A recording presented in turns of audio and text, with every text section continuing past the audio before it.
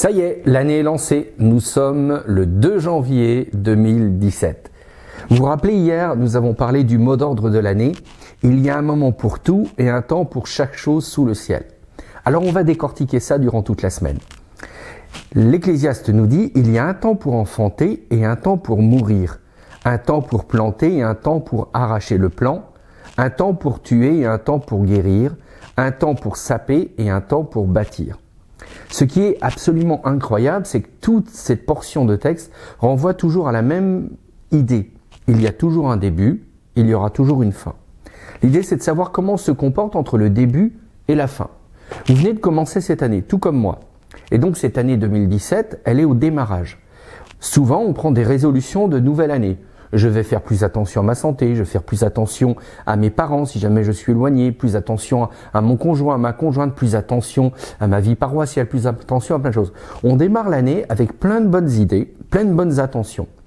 Et finalement, on s'aperçoit que l'année se termine, un temps pour naître, un temps pour mourir.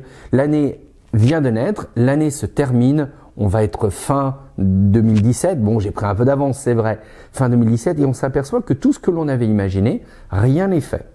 Et là où l'Ecclésiaste est pertinent, c'est qu'il nous dit « Attention, on peut projeter autant de projets que l'on veut, mais si on ne décide pas de passer à l'action et de faire les choses pour que ça fonctionne, ça ne marchera jamais. » D'ailleurs, il y a une expression qui dit que le ciel est pavé de bonnes intentions, et c'est probablement vrai.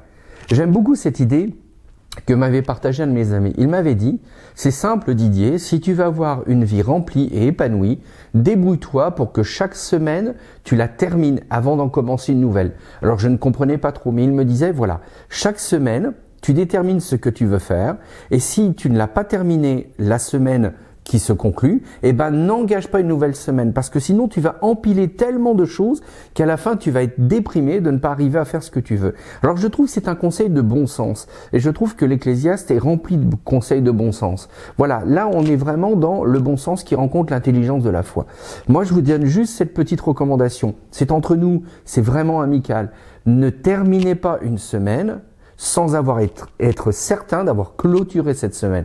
Parce que si vous en commencez une autre et que vous cumulez encore des autres choses que vous devez faire, vous allez finir avec une liste de choses énormes et finalement vous allez vite être déprimé parce que vous n'arrivez pas à finir. Alors prenez le temps de démarrer, prenez le temps de conclure et surtout que vos journées et vos semaines et vos mois soient des temps de qualité parce que c'est ça le plus important. Et n'oubliez pas, comme dit l'Ecclésiaste, il y a un moment pour tout et un temps pour chaque chose sous le ciel. Bonne journée à vous et puis à demain.